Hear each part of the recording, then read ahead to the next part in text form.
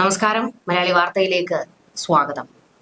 നമുക്ക് ഏറ്റവും പ്രധാനപ്പെട്ട ഒരു വിഷയത്തിലാണ് ചർച്ച വേണ്ടത്. അതായത് കേരളത്തിലെ ഹോസ്റ്റലുകളിൽ, കലാലയങ്ങളിൽ, ക്യാമ്പസുകളിലൊക്കെ വിദ്യാർത്ഥികൾ നേരിട്ടുകൊണ്ടിരിക്കുന്ന അതിക്രൂരമായ റാഗിങ്ങിന്റെ ഏറ്റവും ക്രൂരമായ ഒരു മുഖം അത് പുറത്തേക്ക് വന്നു. അതിന്റെ വീഡിയോ നമ്മൾ കഴിഞ്ഞ ദിവസങ്ങളിലൊക്കെ കണ്ടതാണ്.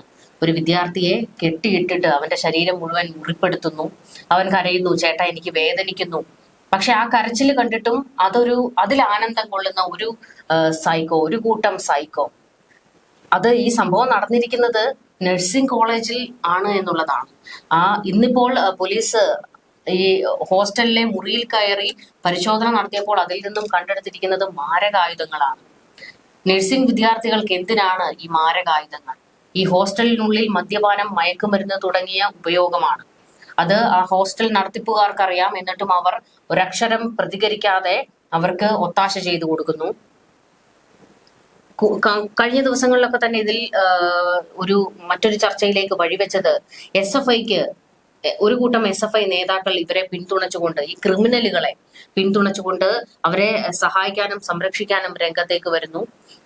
അപ്പോൾ ശരിക്കും ഒരു ഭീതിതമായ അന്തരീക്ഷം. എങ്ങനെയാണ് ഈ വിദ്യാർത്ഥികൾ എന്ത് സുരക്ഷയിലാണ്, ആരുടെ ഉറപ്പിന്മേലാണ് ഈ ക്യാമ്പസുകളിൽ പഠിക്കാൻ വരേണ്ടത്? അതുമാത്രമല്ല, ഈ നഴ്സിംഗ് വിദ്യാർത്ഥികളാണ് എന്നാണല്ലോ പറയപ്പെടുന്നത്. ഇവർ നഴ്സിംഗ് കുപ്പായം ഇട്ടാൽ ആരോഗ്യ മേഖലയ്ക്കും അതുപോലെ തന്നെ രോഗികൾക്കും ഉണ്ടാകാൻ പോകുന്ന വിപത്ത് അത് എത്രത്തോളം വലുതായിരിക്കും? നമ്മളെപ്പോഴും പറയാറുണ്ട് നമ്മൾ സാക്ഷരതയുള്ളവരാണ് എന്ന്. കഴിഞ്ഞ ദിവസങ്ങളിലൊക്കെ ആ വീഡിയോ ശ്രദ്ധിച്ചിട്ടുണ്ടാകും. ഒരു പഞ്ചാബി നമ്മളെ കേരളത്തെ ആക്ഷേപിച്ചുകൊണ്ടൊരു video. Kerala sir 100% literacy sir എന്നൊക്കെ പറയുമ്പോൾ അതിനെ എതിർത്തുകൊണ്ട് നമ്മൾ മലയാളികൾ ഒന്നിച്ചു നിന്നുകൊണ്ട് അയാളുടെ സോഷ്യൽ മീഡിയ അക്കൗണ്ടുകളിൽ പോയി അയാൾക്ക് മറുപടി കൊടുക്കുന്ന മലയാളികൾ, ഒറ്റക്കെട്ടായി നിൽക്കുന്ന നമ്മൾ.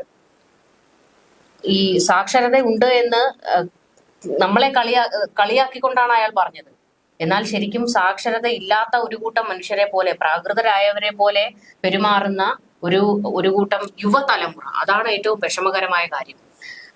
ഈ ദേശീയ മാധ്യമങ്ങളിലെല്ലാം നിറയുന്നത് കേരളത്തിൽ നടന്ന അതിക്രൂരമായ റാഗിങ്ങിന്റെ വാർത്തയാണ്.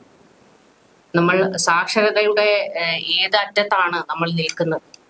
ഇതിപ്പോ സാക്ഷരത പറഞ്ഞതുകൊണ്ട് പറയുവാണ്, അങ്ങനെ ഇനി പറയാൻ പാടില്ല. സാക്ഷരതയുണ്ട് അല്ലെങ്കിൽ 100% ലിറ്ററസിയാണ്, പ്രബുദ്ധ കേരളമാണ് എന്നെല്ലാം പറയുന്നത് വളരെ കുറച്ചു കാലം മുമ്പായിരുന്നു നമ്മൾ പറയേണ്ടത്.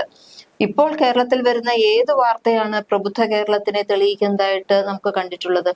കുറച്ചു കാലങ്ങളായിട്ടുള്ള ഒരു 2 മാസത്തിന് ശേഷം ഇങ്ങോട്ട് എടുത്തോളൂ. ഏത് ന്യൂസിലാണ്, ഏത് വാർത്തയാണ് പ്രബുദ്ധ കേരളത്തിന്റെ വാർത്ത എടുത്ത അല്ലെങ്കിൽ പ്രബുദ്ധ കേരളമാണെന്ന് തെളിയിക്കുന്ന ഏതെങ്കിലും ഒരു വാർത്ത പറയാനുണ്ടോ? ഒന്നുകിൽ കടുത്ത അന്ധവിശ്വാസം, അതല്ല എന്നുണ്ടെങ്കിൽ തികച്ചും രാഷ്ട്രീയപരമായ കാര്യം, അതും അല്ല എന്നുണ്ടെങ്കിൽ തനി പ്രാകൃതമായിട്ട് എങ്ങനെ പെരുമാറാം എന്നുള്ളതിന്റെ തെളിവാണ് കാണുന്നത്. രാഷ്ട്രീയ കൂത്താട്ടങ്ങളും പേക്കൂത്തുകളും അല്ലേ കാണുന്നുള്ളൂ.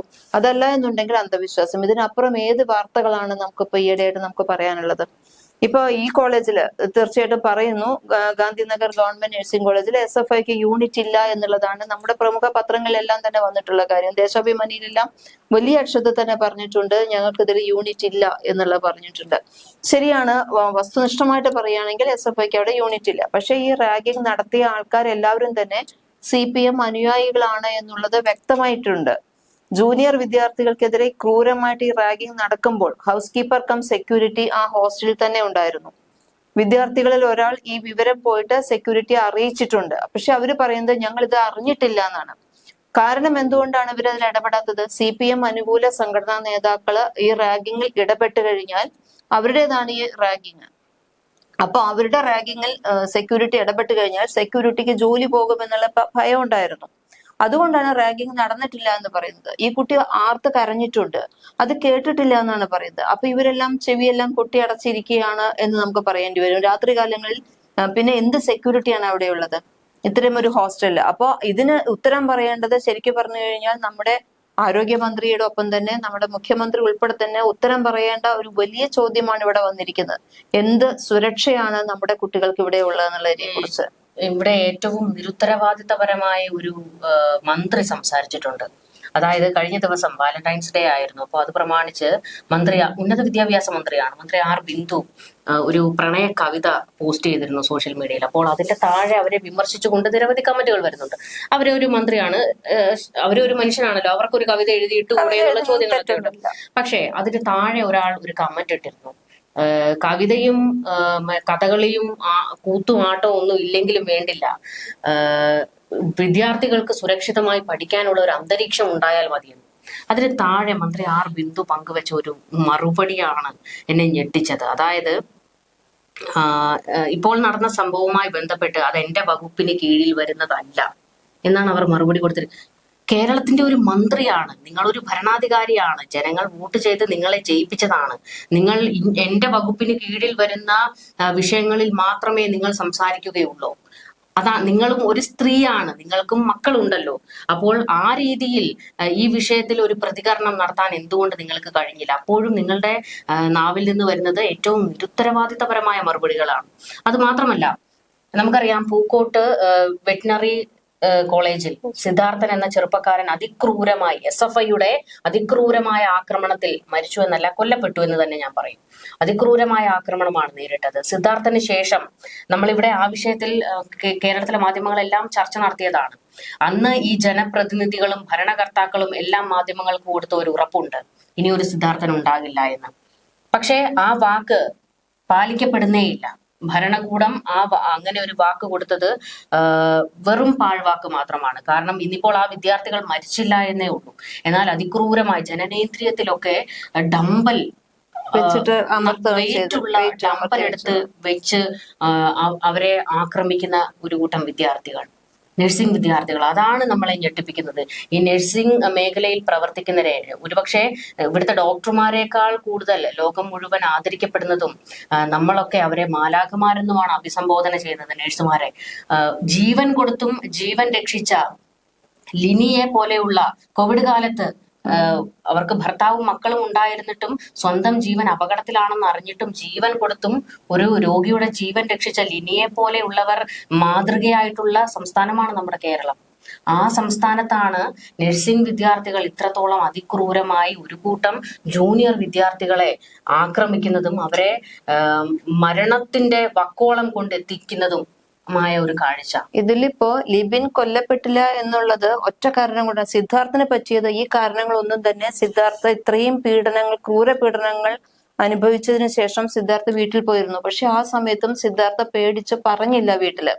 ഇവിടെയും ലിബിൻ പക്ഷെ അന്ന് ഭാഗ്യത്തിന് അമ്മയെ വിളിച്ച് കരഞ്ഞ് പറയാ ചെയ്ത്, അച്ഛനും അമ്മയും എന്നെ ഇതുവരെ അടിച്ചില്ല, പക്ഷെ എനിക്ക് എന്നും അടി കിട്ടുന്നു, അത് ബെൽറ്റ് കൊണ്ടൊക്കെ അടി കിട്ടി, എന്റെ കവള് വീർത്തിരിക്കുന്നു എന്ന് പറഞ്ഞപ്പോ അമ്മയാണ് വീഡിയോ കോള് വിളിച്ചത്. ഞാൻ ഇടയ്ക്കൊന്ന് ഇടപെടുകയാണ്. അവിടെയാണ് ഏറ്റവും പ്രധാനപ്പെട്ട ഒരു വിഷയം. അതായത് മാസങ്ങളോളമായി ഈ കുട്ടികൾ അതിക്രൂരമായ പീഡനത്തിനിരയാവുകയാണ്. സഹി കെട്ടിട്ടാണ്. ഇവർക്ക് ഭയമായിരുന്നു ഇവർക്കെതിരെ പറയാൻ. ഈ സീനിയർ വിദ്യാർത്ഥികൾക്കെതിരെ ഒരു വാക്ക് പോലും പറയാൻ ഭയമായിരുന്നു. അവസാനം ഇനിയും തങ്ങൾ ഇതിന് ആക്രമണത്തിന് ഇരയായി കഴിഞ്ഞാൽ മരണപ്പെടുമെന്നുള്ള ഒരു ഭയം അവരുടെ ഉള്ളിൽ വന്ന ഒരു ഘട്ടത്തിലാണ് ഈ വിഷയത്തിൽ അവർ തിരികെ പ്രതികരിക്കാൻ തയ്യാറായത്. അതുകൊണ്ട് ആ ലിബിൻ പറഞ്ഞ ആ ഒരു അമ്മയോട് പറഞ്ഞിട്ടുള്ള ഈ ഒറ്റ കാരണം കൊണ്ടാണ് എനിക്ക് എന്നും അടി കിട്ടുന്നു എന്ന് പറഞ്ഞപ്പോഴാണ് അമ്മ ഉടനെ വീഡിയോ കോളിൽ വന്നത്. വീഡിയോ കോളിൽ വന്നപ്പോഴാണ് ഈ കുട്ടിയുടെ മുഖം മുഴുവൻ ബെൽറ്റ് കൊണ്ട് അടിച്ച് വീങ്ങിയ നിലയിൽ കാണുന്നത്.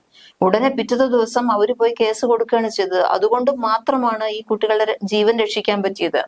അത്രയും ആയി കഴിഞ്ഞപ്പോഴാണ് Kerala government students nurses association KGSNA എന്ന് പറയുന്ന സംഘടന രംഗത്ത് വരുന്നതും ഇവർക്കെതിരെ ഒരുപാട് നിയന്ത്രണങ്ങൾ കൊണ്ടുവരും, ഇവർക്കെതിരെ നടപടികൾ എടുക്കുമെന്നെല്ലാം ഈ സംഘടന അപ്പോഴാണ് പറഞ്ഞത്. എല്ലാ കാലത്തും നമ്മൾ കേൾക്കും. പക്ഷെ അതിന്റെ സംസ്ഥാന secretary KP Rahul Raj, Samuel Johnson, NS ജീവ, C റിജിൽജിത്ത്, NV വിവേക്, അപ്പൊ ഇവരൊക്കെയാണ് ഈ ക്രൂരകൃത്യം. അപ്പൊ ഈ സംഘടനയുടെ സംസ്ഥാന സെക്രട്ടറി കൂടി ഉൾപ്പെട്ടിട്ടുള്ള ഒരു ക്രൂരകൃത്യത്തിന് എതിരെയാണ് അവർ പറയുന്നത് ഞങ്ങൾ അസോസിയേഷൻ ഇതിനെതിരെ നടപടികൾ എടുക്കുമെന്നും ഇവരെ ഞങ്ങൾ കാര്യം അറിഞ്ഞപ്പോൾ തന്നെ പുറത്തുവിട്ടുവെന്നും. അതുവരെ ഇവരെ അറിഞ്ഞില്ല എന്നാണോ പറയുന്നത്? സംസ്ഥാന സെക്രട്ടറി തന്നെ നേതൃത്വം കൊടുക്കുന്ന ഒരു ക്രൂരതയ്ക്ക് ക്രൂര പീഡനത്തിന്, അത് റാഗിംഗ് എന്ന് പറയാൻ പറ്റില്ല. റാഗിംഗ് എന്നൊക്കെ പറയുന്നത് വളരെ മൈൽഡ് ആയിട്ടുള്ള ഒരു സംഭവമായിരുന്നു. അതുമായിട്ട് ഒരു ബന്ധവുമില്ലാത്ത കാര്യങ്ങളാണ്. ഇവിടെ എന്താ കാരണം എന്ന് വെച്ചാൽ സീനിയേഴ്സിന് കള്ളു കുടിക്കാൻ ആവശ്യപ്പെട്ട പണം കൊടുത്തില്ല. എല്ലാ മാസവും എല്ലാ ദിവസവും മറ്റും തോന്നുന്നു പൈസ കൊടുക്കണം. ഇത് കൊടുക്കാൻ നിഷേധിച്ചതിന് കാരണമാണ് ഇവർക്ക് ഇത് കൊടുത്തത്. എന്ന് മാത്രമല്ല, ആ സമയത്തെല്ലാം ഇവര് മദ്യലഹരിയിലോ മയക്കുമരുന്ന് ലഹരിയിലോ ആയിരുന്നു. ആർക്കും ഒരു ബോധവും ഈ 4 പേർക്കും ഉണ്ടായിരുന്നില്ല. അപ്പൊ ഇത്രയും ക്രൂരതകളാണ് ഇവിടെ വരുന്നത്. അതിനെ തുടർന്നിട്ടാണ് അജിത്ത്, ദിലീപ്, ആദർശ്, അരുൺ ഇവരാണ് റാഗ് ചെയ്യപ്പെട്ടിട്ടുള്ള കുട്ടികൾ. ഇതിന്റെ ദൃശ്യങ്ങളൊന്നും തന്നെ അന്ന് ഫോണിൽ പകർത്തിയില്ല. പക്ഷെ ലിബിനെ പീഡിപ്പിക്കുന്നതിന്റെ ദൃശ്യങ്ങൾ പകർത്താൻ അമലിനോട് പറയുകയായിരുന്നു. അങ്ങനെ അമല് ഇതെല്ലാം ചെയ്തു കഴിഞ്ഞപ്പോ അമലിനെ പിന്നീട് മുട്ടുകാലിൽ നിർത്തി എന്ന് പറയുന്നു, കവിളിൽ അടിച്ചു. അമലിന്റെ വീട്ടിലാണ് വിളിച്ചു പറഞ്ഞത്. അമലാണ് അമലിന്റെ അമ്മയോട് പറഞ്ഞത് എങ്ങനെ അടി കിട്ടി എന്ന് പറയുന്നത്. എന്നിട്ട് ആ കുട്ടികളെ അതുപോലെ തന്നെ മുട്ടിൽ നിർത്തിയിട്ട് ഉറങ്ങാൻ സമ്മതിക്കില്ല, ഉറങ്ങുമ്പോ അടിക്കുക. അതുപോലെ മുട്ടിൽ നിർത്തിയിട്ട് ഈ ബെൽറ്റ് കൊണ്ട് അടിക്കുക. കോമ്പസ് 1, 2, 3 എന്ന് എണ്ണിയിട്ട് ദേഹത്ത് മൊത്തം കോമ്പസ് കൊണ്ട് വരഞ്ഞു വെക്കുക. ആ മുറിവിലെല്ലാം ലോഷൻ ഒഴിക്കുക. അതുപോലെ തന്നെ അങ്ങനെ ഒരുപാട് വളരെ വൃത്തികെട്ട രീതിയിൽ, നമുക്ക് വളരെ ക്രൂരമായ രീതിയിൽ, പൈശാചികമായ രീതിയിലാണ് ഇവർ ചെയ്തിരുന്നത്. അപ്പൊ ഇതിന്റെ താഴത്തെ ബോയ്സ് ഹോസ്റ്റലിന്റെ താഴത്തെ നിലയിൽ താമസിക്കുന്ന ജൂനിയർ വിദ്യാർത്ഥികളെ ഫോണിൽ വിളിച്ചിട്ടാണ് ഈ കുട്ടികളോട് മുകളിലേക്ക് വരാൻ ആവശ്യപ്പെട്ടത്. എന്നിട്ട് 13-ാം നമ്പർ മുറി, എല്ലായിടത്തും ഈ റൂം ഒരു പ്രശ്നമാണല്ലോ, ഈ 13-ാം നമ്പർ മുറിയിൽ വെച്ചിട്ടാണ് ഇവര് ഇതെല്ലാം നടത്തുന്നത്. ഈ കുട്ടികളുടെ ദേഹം മൊത്തവും അവർ ഷേവ് ചെയ്തു. അതിനുശേഷം ഇവരുടെ ബോഡി വളരെ സെക്സി ബോഡിയാണ് എന്ന് പറഞ്ഞിട്ടാണ് ഈ കുട്ടികൾ ആർത്ത് വിളിക്കുന്നത്. ആ വീഡിയോയിൽ അത് കാണുന്നുണ്ട്. അപ്പൊ ഇത്രയും ക്രൂരത ചെയ്യുമ്പോൾ ഈ സംഭവത്തിൽ ഇപ്പോൾ എല്ലാവരും ഇടപെട്ടിട്ട് ദേശീയ സംസ്ഥാന മനുഷ്യാവകാശ കമ്മീഷനുകളെല്ലാം രംഗത്ത് വന്നിട്ടുണ്ട്. പക്ഷെ ഇതുകൊണ്ടൊക്കെ ഇതിനൊരു അവസാനം ഉണ്ടാകുമെന്ന് പറയാൻ പറ്റുമോ? ഒരിക്കലും ഇല്ല. നമ്മൾ പറഞ്ഞില്ലേ, സിദ്ധാർത്ഥന്റെ വിഷയം കഴിഞ്ഞപ്പോൾ തന്നെ ഇനി ഇങ്ങനെയൊന്നും ഉണ്ടാകില്ല എന്ന് ഭരണകൂടത്തിന്റെ ഉറപ്പായിരുന്നു. ഒരു കാര്യവും ഇല്ല. അപ്പോൾ ഇത് കാലാകാലങ്ങൾ നടന്നുകൊണ്ടിരിക്കും. ഈ ക്യാമ്പസുകളിൽ ഈ രാഷ്ട്രീയക്കാർ കാണിച്ചു കൂട്ടുന്ന, നമ്മൾ SFIയുടെ കാര്യം മാത്രമല്ല, SFI ആയിക്കോട്ടെ, KSU, ABVP തുടങ്ങിയ ഒരു കൂട്ടം സംഘടനകൾ ഇവരെ അങ്ങ് അഴിച്ചു വിട്ടിരിക്കുകയാണ്. എന്തും ചെയ്യാൻ, എന്തും കാണിക്കാനുള്ള, എന്തു തോന്നിവാസവും കാണിക്കാനുള്ള ഒരു ലൈസൻസ് ഈ പാർട്ടികൾ, രാഷ്ട്രീയ പാർട്ടികൾ ഈ വിദ്യാർത്ഥി സംഘടനകൾക്ക്. ഇതിന്റെ കൂട്ടത്തിൽ എന്ന് പറയട്ടെ, ഇതിൽ തന്നെ ഈ 5 പ്രതികളിൽ 2 പേർക്ക് പ്രായമായിട്ടില്ലെന്നും പറഞ്ഞിട്ട് ഇവരെ വേറെ പാർപ്പിച്ചിട്ടുണ്ട്. തീർച്ചയായും അവർക്ക് അതിന്റെ ആനുകൂല്യം കിട്ടും. അവരെ 3 പേരെ 20 വയസ്സിന് താഴെ പ്രായമുള്ള 3 പേര് അവരെ കൊച്ചി കാക്കനാട് ജില്ലാ ജയിലിനോട് അനുബന്ധിച്ചുള്ള ബോസ്റ്റർ സ്കൂളിലേക്കാണ് മാറ്റിയിട്ടുള്ളത്. മറ്റു 2 പേരെ ജയിലും. എന്തായാലും തീർച്ചയായും അറിവില്ലായ്മ കൊണ്ട് ചെയ്തു പോയിട്ടുള്ള കുട്ടികൾ ചെയ്തിട്ടുള്ള ഒരു ചെറിയ വികൃതി മാത്രമായിട്ട് വയസ്സുള്ളവരെ അല്ല, 20 വയസ്സിന് താഴെയാണ് അവർക്ക്. അപ്പൊ അതുകൊണ്ട് ഒരു വികൃതി മാത്രമായിട്ട് അത് നീണ്ടുപോയുള്ളൂ. അപ്പൊ പോയത് ആർക്കാണ്? സിദ്ധാർത്ഥിന്റെ അമ്മയ്ക്ക് പോയതുപോലെ തന്നെ ഈ കുട്ടികളുടെ അമ്മമാർ എന്തുകൊണ്ടോ രക്ഷപ്പെട്ടു. ആ വിദ്യാർത്ഥികൾ രക്ഷപ്പെട്ടു എന്നുള്ളത് ശരിയാണ്. ഇനി അവിടെ പഠിക്കാൻ ആ കുട്ടികൾക്ക് ഉണ്ടാകുന്ന ഒരു പേടി, അവർ കടന്നു പോകുന്ന ഒരു ട്രോമ, അതൊക്കെ ഭീകരമായി. അതിൽ നിന്ന് എത്ര കാലം കഴിയുമ്പോഴായിരിക്കും അവർക്കൊന്ന് പുറത്തു വരാൻ കഴിയുക? നമ്മളെപ്പോഴും ഈ പെൺകുട്ടികൾക്ക് ഉണ്ടാകുന്ന ട്രോമകളെ കുറിച്ച് സംസാരിക്കാറുണ്ട്. അതുപോലെ തന്നെയാണ് ആൺകുട്ടികൾക്കും. അവരും ആ ആൺകുട്ടികളാണ്, നിങ്ങൾ ധൈര്യശാലികളാണ്, കരയാൻ പാടില്ല എന്നൊക്കെ വീടുകളിൽ പറഞ്ഞു പഠിപ്പിക്കുന്നത് പോലെ ഒന്നുമല്ല. മനുഷ്യനാണെങ്കിൽ സ്വാഭാവികമായും അവർക്കുണ്ടാകുന്ന വിഷമങ്ങളുണ്ട്, ബുദ്ധിമുട്ടുകളുണ്ട്. അതെല്ലാം ആൺ പെൺ വ്യത്യാസമില്ലാതെ എല്ലാവരെയും ബാധിക്കുന്നതാണ്. ഈ ട്രോമ എന്ന് പറഞ്ഞിട്ടൊരു കാര്യമാണ് ഈ റാഗിങ്ങിന് ഇതായിട്ട് സംഭവം പെൺകുട്ടിക്ക് ഉണ്ടായതാണ്. കർണാടകയിലെ കലാബുർഗി അൽഖമർ കോളേജ് ഉണ്ടായിരുന്നു. അവിടെ നഴ്സിംഗ് എടപ്പാൾ വിദ്യാർത്ഥിനി 10 വർഷം മുമ്പ് നടന്നൊരു കാര്യമാണ്. എടപ്പാൾ സ്വദേശിനിയായിട്ടിരുന്നു. ക്രൂരമായ റാഗിംഗ് ആണ് ആ കുട്ടിക്ക് അന്ന് അവിടെ നേരിടേണ്ടി വന്നത്. 9 വർഷത്തിലേറെയായിട്ട് ആ കുട്ടി ഇപ്പോഴും മുറിക്കകത്ത് ഏകാന്തത അനുഭവിച്ചുകൊണ്ടിരിക്കുകയാണ്. യാതനകൾ മാത്രമാണ് അവിടെ ഉണ്ടായിരുന്നത്. കാരണം ഈ കുട്ടി ശുചിമുറി വൃത്തിയാക്കാൻ ഉപയോഗിച്ചിരുന്ന ദ്രാവകം റാഗിങ്ങിനിടെ കുടിപ്പിച്ചു. ഇതിനെ തുടർന്നിട്ട് അന്നനാളം തകരാറിലായി. അതിന്റെ ചികിത്സ നടന്നുകൊണ്ടിരിക്കുകയാണ്. കാരണം ഈ കുട്ടിയുടെ ഈ കുട്ടിയെ നോട്ടിഫൈ ചെയ്യാനുള്ള കാരണം ദലിത് പെൺകുട്ടിയായിരുന്നു, നിർധന ഒരു പെൺകുട്ടിയായിരുന്നു. അപ്പൊ അതുകൊണ്ട് അവരുടെ സ്വപ്നമായിരുന്നു ഈ കുട്ടി ഒന്ന് നേഴ്സായി വന്ന് ആ കുടുംബം രക്ഷപ്പെടുത്തണം എന്ന് പറഞ്ഞു. 2015 ഈ സംഭവം ഉണ്ടാവുന്നത്. കൃത്യം 10 വർഷമാണ് ഇപ്പൊ ആയിട്ടുള്ളത്. 1-ാം വർഷ വിദ്യാർത്ഥിനിയായിരുന്നു. വിവസ്ത്രയായിട്ട് നൃത്തം ചെയ്യാനാണ് ഈ കുട്ടിയോട് പെൺകുട്ടികളാണ് റാഗ് ചെയ്തത്. അപ്പൊ അതിന് ഈ കുട്ടി വിസമ്മതിച്ചപ്പോഴാണ് ശുചിമുറി വൃത്തിയാക്കുന്ന ദ്രാവകം ലോഷൻ എടുത്തിട്ട് വായയിൽ ഒഴിപ്പിച്ചു വെച്ചു. റാഗിങ്ങിന്റെ രംഗങ്ങൾ മൊബൈലിൽ പകർത്തി. ഇതുപോലെ തന്നെ എന്നിട്ട് കുട്ടിയെ ആശുപത്രിയിൽ പ്രവേശിപ്പിച്ചു. സീനിയേഴ്സ് ഇടപെട്ടിട്ട് ഡിസ്ചാർജ് ചെയ്യിച്ചു. പിന്നീട് സഹപാഠികൾ നാട്ടിലെത്തിച്ചു. പക്ഷെ ഒരു ഉറ്റ് വെള്ളം കുടിക്കാൻ പോലും ഈ കുട്ടിക്ക് സാധിച്ചിരുന്നില്ല. അങ്ങനെ കോഴിക്കോട് മെഡിക്കൽ കോളേജ് ആശുപത്രിയിൽ പ്രവേശിപ്പിച്ചു. 49 ദിവസമാണ് ഈ കുട്ടി അവിടെ ചികിത്സയ്ക്ക് വന്നത്. അവിടുന്ന് ഏകദേശം ജീവൻ രക്ഷപ്പെട്ടു. ട്യൂബിലൂടെ കുറെ നാള് ഭക്ഷണം കൊടുത്തു. ഇതെല്ലാം കഴിഞ്ഞ് തുടർ ചികിത്സകളെല്ലാം ഉണ്ടായി. സൈക്കോളജിസ്റ്റിന്റെ കാണിക്കേണ്ടി വന്നു. അങ്ങനെ ഒരു 9 വർഷത്തോളം ഈ കുട്ടി കടുത്ത ട്രോമയിൽ കഴിഞ്ഞു. പിന്നെ നഴ്സിംഗ് പഠിക്കാൻ പോയ കുട്ടി ബ്യൂട്ടീഷ്യൻ കോഴ്സ് പൂർത്തിയാക്കി. ഒരാഴ്ച മുമ്പാണ് കോഴിക്കോട്ടെ ഒരു സ്ഥാപനത്തില് ഈ കുട്ടി ജോലിയിൽ പ്രവേശിച്ചിട്ടുള്ളത്. ചികിത്സ തേടാനുള്ള സൗകര്യം പരിഗണിച്ചിട്ട് മെഡിക്കൽ കോളേജിന്റെ ആശുപത്രിക്ക് സമീപമുള്ള ഒരു വാടക വീട്ടിലേക്ക് ഇവര് കുടുംബത്തോടെ മാറിയിരിക്കുകയാണ്. ഇടുക്കി, കൊല്ലം, കടുത്തുരുത്തി ഈ 4 സ്ഥലങ്ങളിലുള്ള പണക്കാരികളായിട്ടുള്ള 4 പെൺകുട്ടികളാണ് ഈ പ്രതിസ്ഥാനത്ത് ഉണ്ടായിരുന്നത്. പക്ഷെ ഒന്നും തന്നെ സംഭവിച്ചില്ല. അന്ന് കോഴിക്കോട് പോലീസ് 3 പേരെ അറസ്റ്റ് ചെയ്തു. പക്ഷെ വളരെ കൂളായിട്ട് അവരെ ജാമ്യത്തിൽ ഇറക്കാനുണ്ടായിരുന്നു. അതിനുശേഷം ഈ പ്രതികള് പഠനമെല്ലാം നല്ല നിലയ്ക്ക് പൂർത്തിയാക്കി അവര് ജോലിയിൽ പ്രവേശിച്ചു. വിദേശത്ത് ഉൾപ്പെടെ അവര് ജോലി ചെയ്യുകയും ചെയ്യുന്നുണ്ട്. പക്ഷെ ഈ കുട്ടി എടപ്പാൾ സ്വദേശി, അച്ഛൻ ഉപേക്ഷിച്ചു പോയ കുട്ടിയാണ്. അമ്മ കൂലിപ്പണി ചെയ്തിട്ടാണ് ആ കുടുംബം നിവർത്തിയിരുന്നത്. ആകെ ഉള്ള പ്രതീക്ഷയായിരുന്നു ഈ പെൺകുട്ടി. 4 ലക്ഷം രൂപയാണ് അന്ന് ബാങ്ക് വായ്പ എടുത്തത് ഈ നഴ്സിംഗ് പഠനത്തിന് കൊടുക്കാൻ. ആദ്യ ഗഡു കോളേജിൽ അടച്ചു. പക്ഷെ പിന്നീട് വായ്പ ബാങ്ക് ഒഴിവാക്കി കൊടുത്തു. പക്ഷെ കോളേജുകാർ ആ പണം തിരിച്ചു കൊടുത്തിട്ടില്ല. 6 മാസം പഠിച്ചതിന്റെ സർട്ടിഫിക്കറ്റും കൊടുത്തില്ല. ആ കുട്ടി നഴ്സിംഗ് പഠിച്ചു എന്നുള്ളതിന് യാതൊരു തെളിവുമില്ല. ഇപ്പൊ പാവം ബ്യൂട്ടീഷ്യനായിട്ട് ഇപ്പൊ തൽക്കാലം ഒരു ജോലി കിട്ടിയിട്ടുണ്ട്. അതായത് ഒരു കുടുംബത്തിന്റെ പ്രതീക്ഷ, അവരുടെ വലിയ സ്വപ്നം, അത് തല്ലിക്കെടുത്തിയിട്ടാണ് ഈ 4 പേർ. നമ്മൾ കർമ്മ എന്നൊന്നുണ്ട് എന്ന് പറയുന്നത്. പക്ഷെ ആ കർമ്മ ഇല്ല. അതുകൊണ്ടാണ് ഇപ്പൊ ബാക്കി 3 കുട്ടികൾ ഈ എടപ്പാൾ സ്വദേശിനി സമയമുണ്ടല്ലോ ഇനി. പക്ഷെ അവര് വീണ്ടും നഴ്സായിട്ടാ ജോലി ചെയ്യുന്നത്. അത് ശരിയാണ്. അവരുടെ രോഗികളുടെ അവസ്ഥ എന്താണ്? അതാണ് വിദേശത്ത് ഉൾപ്പെടെ വിദേശത്ത് എന്ന് വെച്ച് കഴിഞ്ഞാൽ ഏറ്റവും നല്ല കെയർ ഹോമുകളിലും നഴ്സിംഗിലൊക്കെയാണ് ജോലി ചെയ്യുന്നത്. എനിക്ക് ഒരു തരത്തിലും ഇത്തരത്തിൽ ക്രിമിനലുകളായിട്ടുള്ള ഈ കുട്ടികളുടെ മാതാപിതാക്കളോടാണ് സംസാരിക്കാനുള്ളത്. നിങ്ങളുടെ മക്കൾ ക്രിമിനലുകളാണ്, അവരെ സംരക്ഷിക്കാനല്ല നിങ്ങൾ ഒരിക്കലും ശ്രമിക്കേണ്ടത്.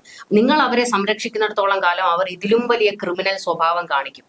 കാരണം സംരക്ഷിക്കാൻ ആളുണ്ട്, പിടിപാടുണ്ട്, പണമുണ്ട് എന്നുള്ള അഹങ്കാരം തലയ്ക്ക് പിടിച്ചു കഴിയുമ്പോൾ ഇവർ എന്തും കാണിച്ചു കൂട്ടും.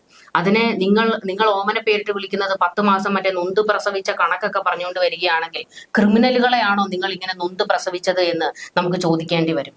കാരണം ഒരു സമൂഹത്തിൽ ഇത്രത്തോളം വലിയ ക്രിമിനൽ സ്വഭാവമുള്ള ഒരു കൂട്ടം ചെറുപ്പക്കാർ, പെണ്ണായിക്കോട്ടെ ആണായിക്കോട്ടെ ഉണ്ടാകുമ്പോൾ നിങ്ങൾ വീട്ടുകാർ അവരെ നിലയ്ക്ക് നിർത്താൻ ശ്രമിക്കണം. അടിച്ചിറക്കണം വീടുകളിൽ നിന്ന്. അതാണ് വേണ്ടത്. ഇവരെ നിയമത്തിന് വിട്ടുകൊടുക്കുകയാണ് ചെയ്യേണ്ടത്. അല്ലാതെ പൊതിഞ്ഞു പിടിക്കുന്നിടത്തോളം കാലം അവർ ഈ സമൂഹത്തിന് മാത്രമല്ല വാർദ്ധക്യത്തിൽ നിങ്ങൾക്ക് തന്നെ വലിയ എതിരായി ഉണ്ടാകുമെന്നുള്ള അങ്ങനെയാണ് കേടലും ഇപ്പൊ ഉണ്ടായിട്ടുള്ള ആ കുട്ടിയുടെ പേരെന്തായിരുന്നു? വെള്ളറടയിലെ ചെറുപ്പക്കാരനും. അതെ അതെ, അച്ഛനെ 27 വെട്ടുവെത്തി കഴുത്തറുത്തു കൊന്നിട്ടുള്ള മകനൊക്കെ ഉണ്ടാകുന്നത് ഇതുപോലെ നമ്മൾ അച്ഛനമ്മമാര് തന്നെ കൊടുക്കുന്ന പ്രോത്സാഹനം, അല്ലെങ്കിൽ അവരുടെ കൊച്ചു തെറ്റുകൾ കാണുമ്പോൾ അതിനെ ശിക്ഷിക്കാതിരിക്കുകയും എന്തിനും ഏതിനും പണം കൊടുത്ത് അവരെ ഇത്രയും ക്രൂരന്മാരാക്കുന്ന അച്ഛനമ്മമാര് തന്നെയാണ് ഒരു പരിധിവരെ ഈ സമൂഹത്തിൽ നിന്ന് മാറേണ്ടതെന്നാണ് എനിക്ക് തോന്നുന്നത്. ഉറപ്പായിട്ടും അത് തന്നെയാണ് വേണ്ടത്. അത് തങ്ങളുടെ മക്കളാണ് എന്നുള്ള പരിഗണന പോലും ആ സമയങ്ങളിൽ നിങ്ങൾ കൊടുക്കാൻ പാടില്ല. നിയമത്തിന്റെ പരിരക്ഷ ഇവർക്ക് വാങ്ങിച്ചു കൊടുക്കരുത്. കാരണം നിയമത്തിന്റെ വഴിക്കൂടെ അവർ പോകട്ടെ. അത് കുറച്ചു നാളൊക്കെ ജയിലിൽ കിടക്കുമ്പോഴും മാനസാന്തരപ്പെടുന്ന കുറെ മനുഷ്യരുണ്ട്, ഇല്ല എന്നൊന്നും അല്ല. പക്ഷെ നമ്മുടെ പല ചർച്ചകളിലും പറഞ്ഞതുപോലെ നമ്മളിപ്പോഴും പറയുമ്പോൾ അതായത് അവന്റെ പ്രായത്തിൽ പറ്റിപ്പോയ ഒരു തെറ്റല്ലേ, അങ്ങനെ അതെങ്ങനെയാണ് കൃത്യം 20 വയസ്സ് എന്ന് പറയുന്നത് ഈ ചെറിയ കുട്ടിയൊന്നുമല്ല. ചെയ്യുന്ന കാര്യത്തെക്കുറിച്ചും ഒക്കെ കൃത്യമായ ബോധ്യമുള്ള ഒരു പ്രായമാണ് 20 വയസ്സ് എന്ന് പറയുന്നത്. എന്തിനേറെ ഇന്നത്തെ കാലത്ത് 10 വയസ്സുള്ള ആൾക്കാർക്ക് തന്നെ, കുട്ടികൾക്ക് വരെ കൃത്യമായ വിവരങ്ങൾ അറിയാം. പണ്ട് കാലത്ത് 20 വയസ്സൊക്കെ കുട്ടിയായിരുന്നത് വളരെ വളരെ പണ്ടായിരുന്നു. ഇപ്പൊ അങ്ങനെയല്ല. 20 വയസ്സൊക്കെ എന്ന് വെച്ച് കഴിഞ്ഞിട്ടുണ്ടെങ്കിൽ അവര് വളരെയധികം വ്യക്തിത്വം പ്രാപിച്ചിട്ടുള്ള ആൾക്കാരാണ്. വളരെ പെട്ടെന്നാണ് നമുക്കിപ്പം ഏജ് ആയിക്കൊണ്ടിരിക്കുന്നത്. അല്ല, ഇത്രത്തോളം വലിയ ക്രൂരത കാണിക്കാനുള്ള ഒരു ബോധമുണ്ട്. അപ്പൊ 20 വയസ്സിന്റെ പക്വതയേക്കായി കൂടുതൽ വലിയ കാര്യങ്ങൾ അറിയാവുന്നത് കൊണ്ടാണല്ലോ ഇതൊക്കെ ചെയ്തു കൂട്ടുന്നത്. അപ്പോൾ ഇത് ഈ പ്രായത്തിന്റെയും അവരുടെ ഈ വിദ്യാർത്ഥികൾ അവരുടെ ഒരു കാലയളവിൽ സംഭവിക്കുന്ന തെറ്റല്ലേ, അതങ്ങ് ക്ഷമിച്ചുകൂടെ? അതൊന്നും ഒരു ന്യായീകരണമേ അല്ല. ഇതുപോലെ ആയിരുന്നു സിദ്ധാർത്ഥൻ ഒരു വീടിന്റെ അമ്മയുടെ അച്ഛന്റെ ഒറ്റ മകനാണ്. അവർക്ക് വേറെ മക്കളില്ല. ഒറ്റ മകൻ. ആ പ്രതീക്ഷ കൊണ്ടാണ് അവർ ജീവിച്ചത്. ആ ഒരു പ്രതീക്ഷയാണ് ഒരു കൂട്ടം SFIക്കാർ ഇല്ലാതാക്കിയത്. നിങ്ങൾ വിദ്യാർത്ഥി സംഘടനകൾ എന്ന് പറയുമ്പോൾ അത് വിദ്യാർത്ഥികൾക്ക് വേണ്ടി നിൽക്കുന്നതായിരിക്കണം, അല്ലാതെ അവരെ ദ്രോഹിക്കുന്നവരുടെ കൂട്ടത്തിൽ നിന്നുകൊണ്ട്, അതായത് ഈ വിദ്യാർത്ഥി സംഘടനയിൽ പെട്ടവർ പോലും ഒരു ക്രിമിനൽ സ്വഭാവം. ആർഷോയുടെ കാര്യം, SFIയുടെ സംസ്ഥാന സെക്രട്ടറി വളരെതായിട്ട് ഇവർക്ക് വേണ്ടി വാദിച്ചിട്ടുണ്ട്. അത് ഞങ്ങളുടെ സംഘടനയിൽപ്പെട്ട ആൾക്കാരല്ല എന്നാണ് പറഞ്ഞത്. ആർഷോ 40 കേസിൽ ഉൾപ്പെടെ പ്രതിയായിട്ടുള്ള ആളാണ്. കൊലപാതക ശ്രമ കേസിൽ ഉൾപ്പെടെ പ്രതിയാണ്. ഇവരുടെ സംസ്ഥാന സെക്രട്ടറിയാണ്. ഇത് SFIയുടെ കാര്യം മാത്രമല്ല, നിഖിൽ പൈലി KSUവിന്റെ, ഇതുപോലെ എത്ര ക്രിമിനലുകൾ ഈ പാർട്ടി, ഓരോ പാർട്ടിക്കാരാണ് ഇതുപോലെ കള്ളും കഞ്ചാവും കാശും കൊടുത്ത് ഓരോ ക്രിമിനലുകളെ ഉണ്ടാക്കിയെടുക്കുന്നത്. ഭരണകൂടത്തിന്റെ കൂടി പിഴവാണ് ഇതെല്ലാം. ഇത് നമ്മൾ പല ചർച്ചകളിലും പറഞ്ഞതുപോലെ ഇവിടെ മാറേണ്ടത് നമ്മുടെ നീതിന്യായ വ്യവസ്ഥയും നമ്മുടെ ഭരണ വ്യവസ്ഥയും നമ്മുടെ സംസ്കാരവും ഇനി മാറേണ്ടിയിരിക്കുന്നു എന്ന് തന്നെ പറയാൻ പറ്റുള്ളൂ. ഈ 100% ലിറ്ററസി എന്ന് പറയുമ്പോൾ ഈ വിദ്യാഭ്യാസത്തിന്റെ കാര്യത്തിൽ മാത്രമല്ല, അല്ലാതെ പഠിപ്പും മാത്രം ഉണ്ടായാൽ നമ്മൾ സാക്ഷരത നേടിയെന്നല്ല. നമ്മുടെ ചിന്താഗതികൾ, നമ്മുടെ രീതികൾ, സമൂഹത്തിൽ നമ്മൾ എങ്ങനെ ഇടപെടുന്നു, അതെല്ലാമാണ് നമ്മുടെ സാക്ഷരതയുടെ ഭാഗമാകുന്നത്. നമ്മൾക്ക് സ്കൂളുകളിൽ പോയി പഠിക്കുന്നത് കുറെ സോഷ്യൽ സയൻസ് അല്ലെങ്കിൽ സയൻസ്, ഇംഗ്ലീഷ്, കണക്ക്, അത് മാത്രമല്ലല്ലോ നമ്മൾ പഠിച്ചെടുക്കുന്നത്. നമ്മൾ എങ്ങനെ ജീവിക്കണം എന്നുള്ളത് കൂടിയാണ് നമ്മൾ പഠിച്ചെടുക്കുന്നത്. ഒരു സമൂഹത്തിൽ നമ്മൾ എങ്ങനെ പെരുമാറണം എന്നുള്ളത് നമ്മുടെ വിദ്യാഭ്യാസവും വിവരവും ഒക്കെ കൊണ്ട് നമ്മൾ ആർജിച്ചെടുക്കുന്നതാണ്. അതെല്ലാം ചേരുന്നതാണ് സാക്ഷരത. അല്ലാതെ നാടിനെ ഒരുത്തൻ അപ്പുറത്തിരുന്നോണ്ട് കുറ്റം പറഞ്ഞാൽ പോയി അവന്റെ അക്കൗണ്ടിൽ പോയി തെറി വിളിക്കുകയല്ല ചെയ്യേണ്ടത്. ഭൂരത്തെറിയായിരുന്നു ആ പഞ്ചാബിക്ക് കിട്ടിയത്. പക്ഷെ പഞ്ചാബി പറഞ്ഞത് ശരിയല്ലായിരുന്നു. അത് ആ ഒരു വാർത്ത കത്തി നിൽക്കുന്ന സമയത്ത് തന്നെയാണ് നമ്മുടെ നാട്ടിൽ റാഗിങ്ങിന്റെ പേരിൽ നടന്ന ക്രൂരതയുടെ വാർത്ത ദേശീയ മാധ്യമങ്ങൾ ചർച്ചയ്ക്കെടുത്തത്. അതിനേക്കാൾ വലിയ നാണക്കേടൊന്നും നമുക്ക് വേറെ ഉണ്ടായിട്ടില്ല. എന്തായാലും ഈ വിഷയത്തിൽ നമുക്ക് കൂടുതൽ ചർച്ചകളുമായി വീണ്ടും കാണാം. നമസ്കാരം.